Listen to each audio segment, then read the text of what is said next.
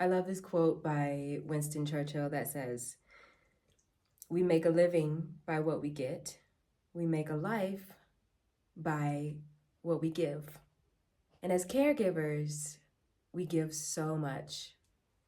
People who give in the service of other people so that other people can be happy and have fulfillment. And we not only give with our hearts, we give with our minds, we give with our bodies, especially. And so we need to find ways to take care of ourselves so that we can care for other people in the most beneficial way, in a way that not only serves others better, but serves ourselves so that we can continue to show up, so that we can continue to give without giving from an empty place. If we're continuously giving, serving, showing up, being this bright, beautiful being and allowing the receivers to take, if we're not pouring into ourselves, pretty soon there'll be nothing left, or we'll be giving from a dry well. So this video is about making sure that we are pouring into ourselves in such a way that we are giving from an overflowing place.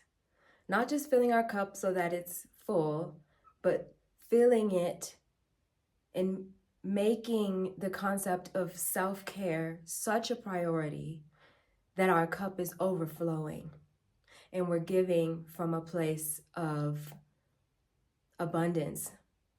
Because I'm sure if you are someone who is a caregiver, and I like to call sex workers caregivers, people who give in the service of other people, where you're not just showing up halfway.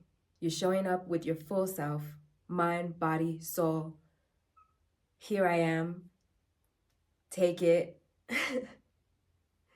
And it can be draining. It can be overwhelming. And it can cause burnout really easily, especially if we don't have a self-care practice. It is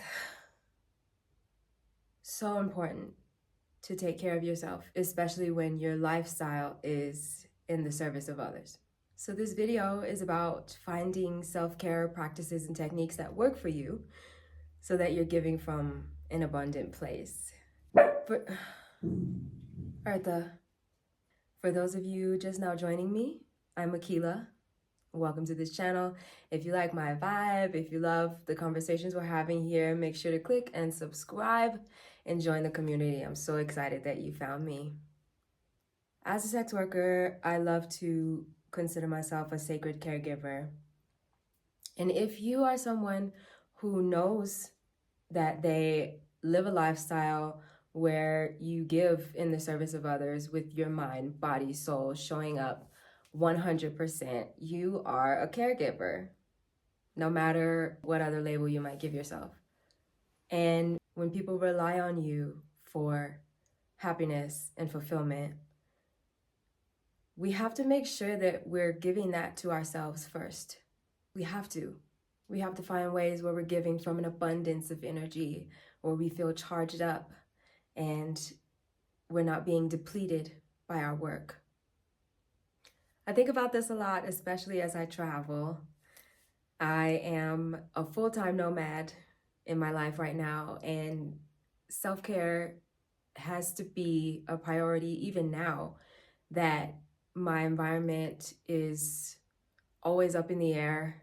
It's always changing. My foundation is always changing. And so my real foundation has to be within myself so that I can continue to show up in the ways that I want to for the people who rely on me and the people that I serve, regardless of where I am in the world. So with that, I'll get into the first thing. I believe the body has so much wisdom, and the body needs to be cared for in such a way that your body can feel you pouring into it. Your body can tell that you care. Whenever I feel aches and pains, I tend to it right away. I'm always massaging myself. I'm always traveling with massage tools. This is my gua sha that I travel with. It's pretty fancy. I've gone through a few that were, there are many kinds of crystal gua shas. And this is just something that you can rub on different parts of your body to increase circulation. And you can do this on yourself anywhere where you feel aches and pains. I'm always using it on my neck and shoulders because, you know, it's tight. It's tight there. You can use it anywhere though. Artha. So I have this metal one just because it's easy to travel with and I know that it's not gonna break when I drop it like the last 4. I also travel with a wooden pillow. You can find these anywhere online. I bought mine from Body and Brain Yoga and Tai Chi Studio. And wooden pillows have so much versatility. They're easy to travel with. You can just fit it right in your suitcase on the side. But I use it on the back of my neck for neck alignment. I use it on my back when my hips are aching. You know, sleeping in different beds when I travel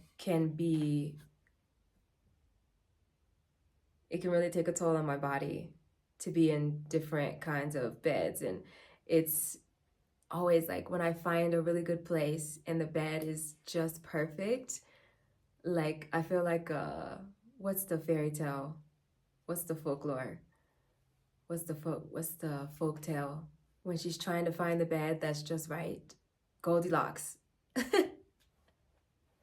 I'm kind of like her now. But it's tough. Sometimes the bed is really firm and sometimes it's too soft and my body is just going through the motions trying to figure out how to find stability, and you have to create that for yourself. So I love my wooden pillow. It allows me to align in all the best ways, and of course doing yoga and stretching and making sure that I'm paying attention to my body regardless of where I am and what I'm doing. My body comes first because I use it as an essential tool in the service of my work. We use our bodies so much, and they need so much tender loving care because of it. So be nice to your body. Find out what it likes. Find out what nutritious foods you can put inside of yourself. I do not subscribe to any one particular diet. I like to say that I eat intuitively. So if there's something that my body really wants, that it feels like it needs for healing, I'll go after that. I'll eat those kinds of foods. And I have to use discernment in my intuition, whether it's something that I'm going to eat that is going to be nourishing and yummy, or whether it's something that's going to be risky, like ice cream. Certain ice creams will fuck me up, but they're so delicious, so sometimes it's worth it. Your body knows what it wants. I encourage you to try different things out. I love experimenting with different practices, different diets that I think are going to benefit my needs in the moment. Find out what your blood type is and follow a blood type diet and see if that gives you more energy, see if it makes you feel good. If it doesn't, move on to something else. I'm not a huge fan of the term biohacking, but I understand the hype, because there are so many different ways for you to figure out what your body needs.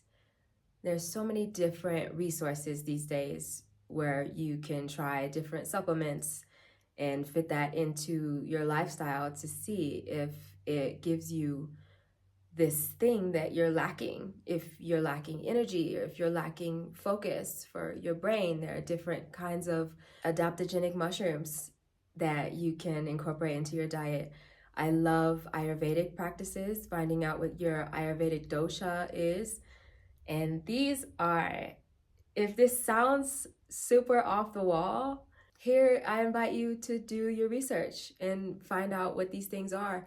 And maybe we can get into them together later on in another separate video. But for now, we'll just talk about the fact that there are so many resources out there for you to try that will be beneficial to your health so that you can be your best self. I believe that when the thing that you've decided to do with your life requires you to show up fully, we have to prioritize how we're showing up for ourselves. And this also means setting boundaries. And this can be tough because it seems like so much of our work depends on our availability. But how can we be available for other people if we don't create space to be available for ourselves, to know ourselves? If you're never by yourself, you do not know who you are. If you do not create space that is just for you, to have your own time in your own moment to receive, that is personal to you, then everything that you think and everything that you do and everything that you're experiencing is a product of what you're consuming. And we don't want that. So to set a boundary is essential.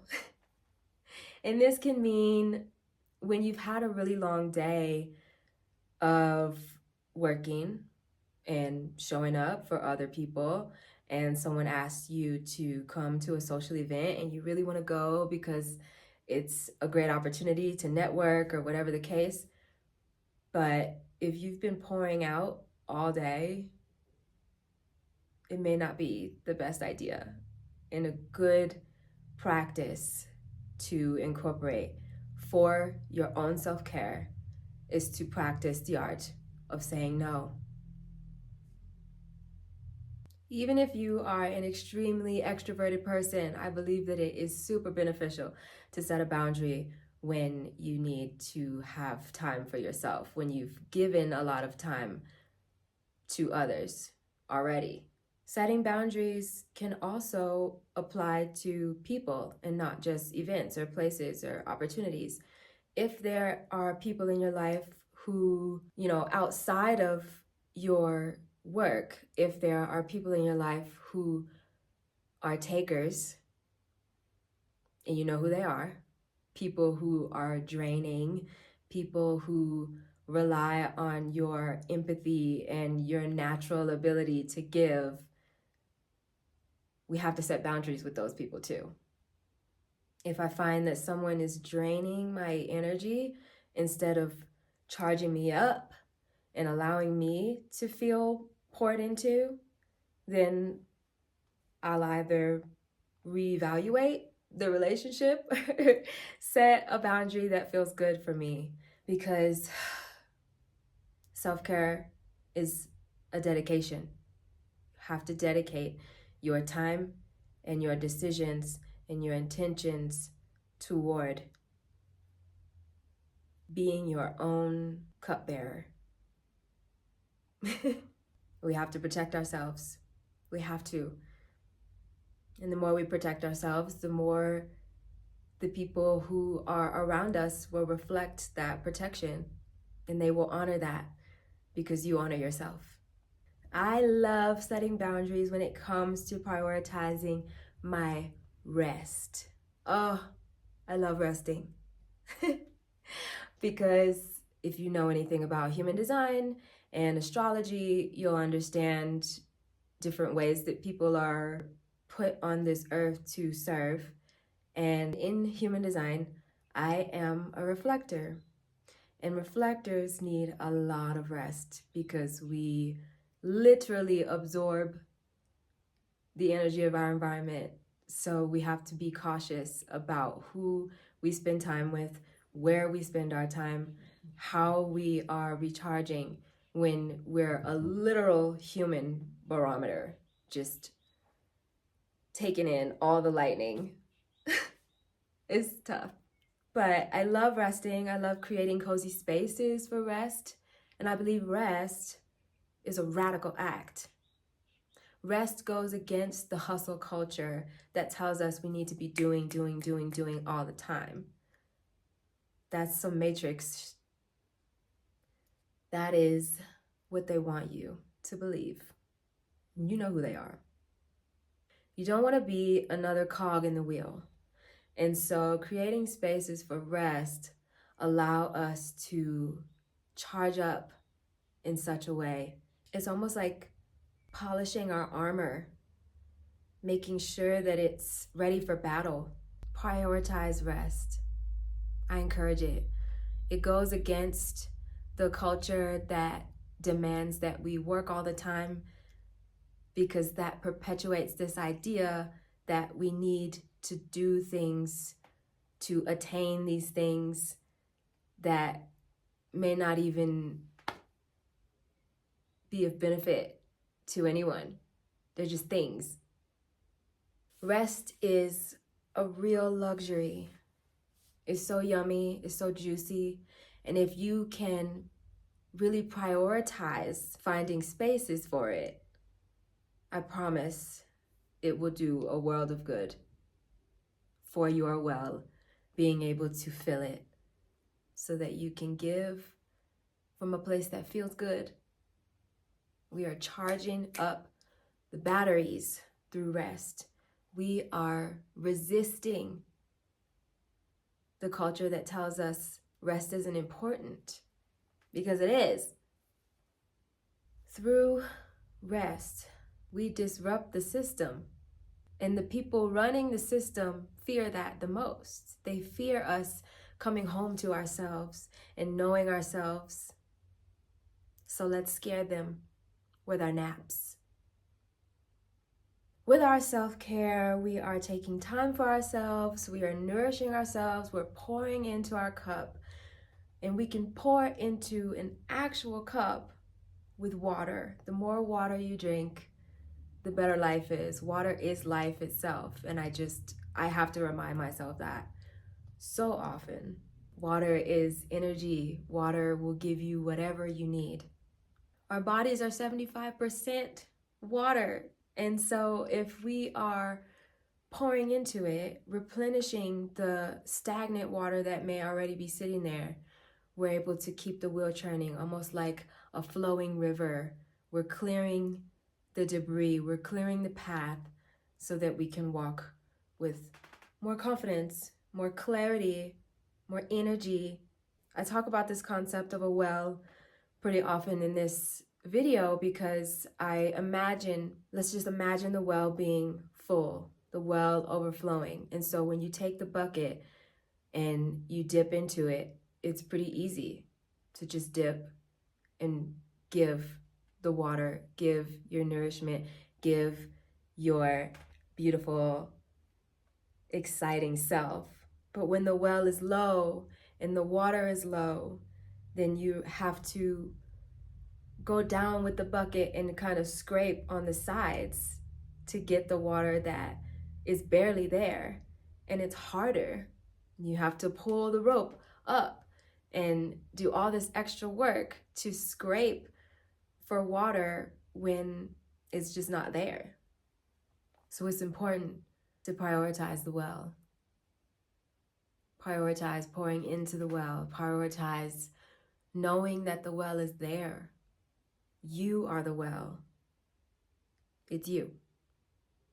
So take care of yourself, my darling.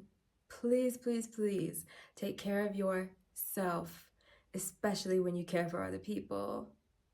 Most of the time, going unappreciated and unacknowledged, it can take a toll.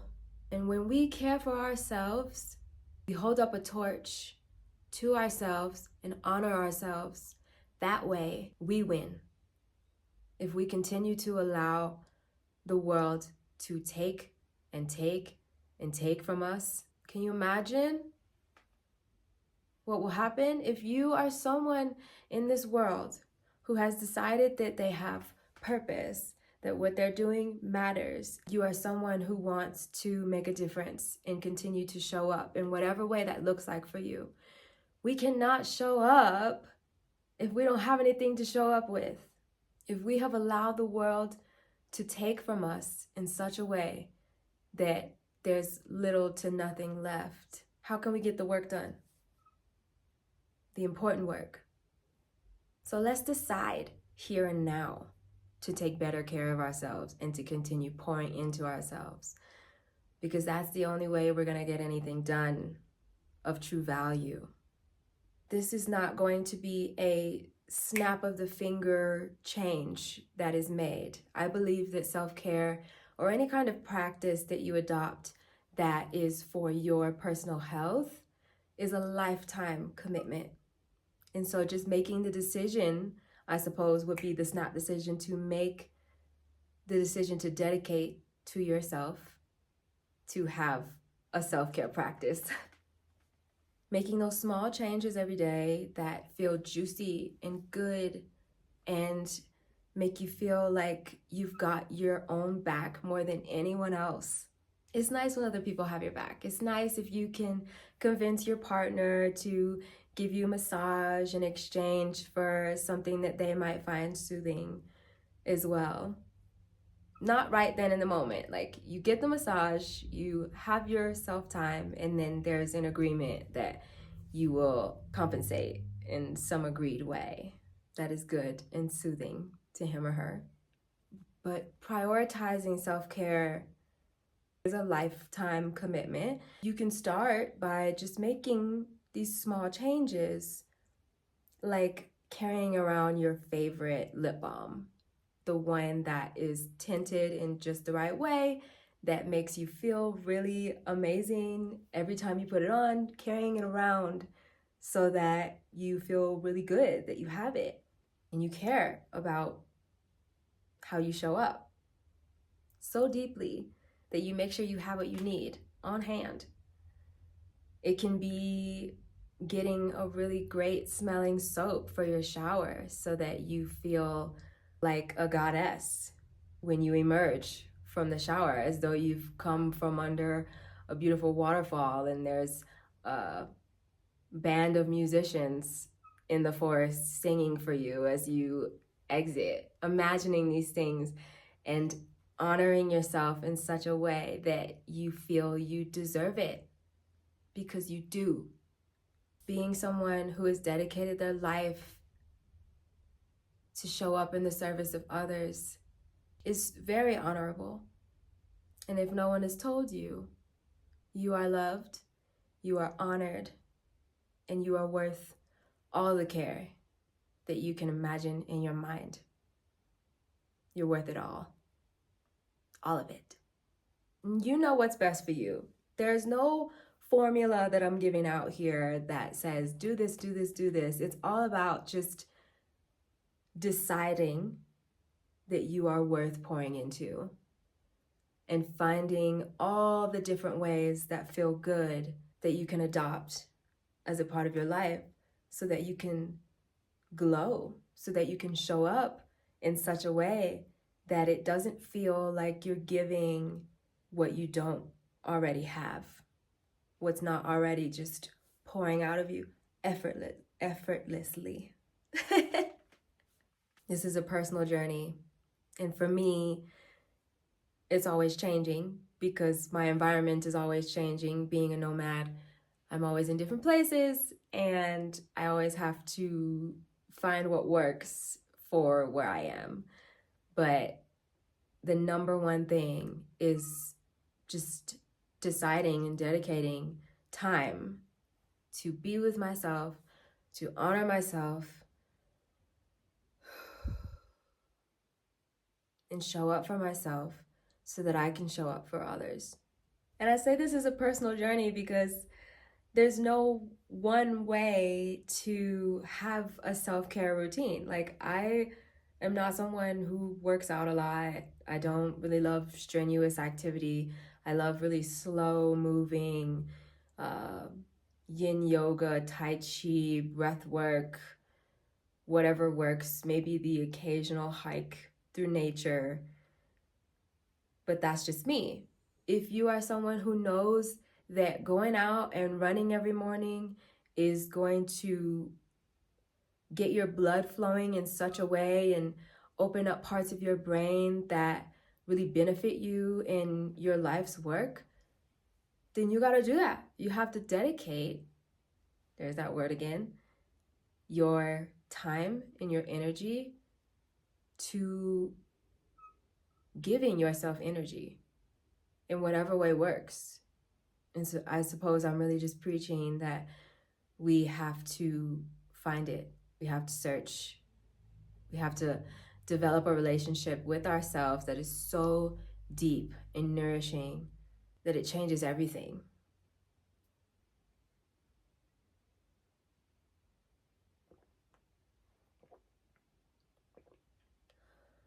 Oh, even that small act, just, I appreciate water so much. Much more than I used to when I was younger, and I was a little bit more ignorant when I was younger and I was a wild child and I didn't appreciate water as much. But here we are in a new light with a new perspective, and I know how important it is to pour into yourself. So I hope that this message was beneficial, and I hope that it was inspiring in some way, and that it creates change, if only a little, for you to demand from yourself and from your environment that you pour into yourself. We must demand this from ourselves so that we can be the highest versions of ourselves when showing up for other people.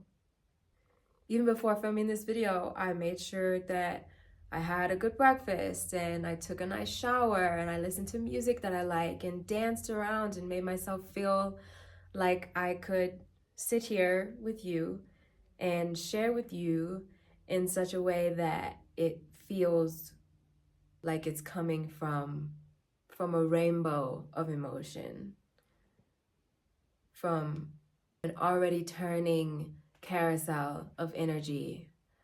Of course, I could show up in any way here and be able to give to you and talk to you, but it's different when you show up from a place that you have created that is wide and expansive.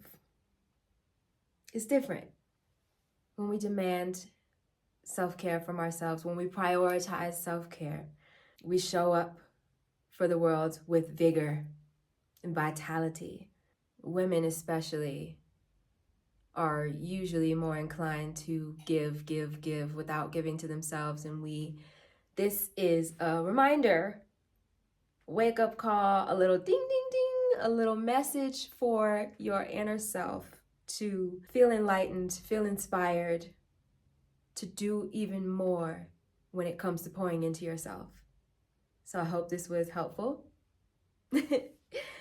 And if there are specific routines that you already do that you want to share, please share them in the comments. I'm always looking to learn and expand myself because that's what we're here for. And I hope to see you again in the next video, in the next conversation. Take care of yourself, and I'll see you then.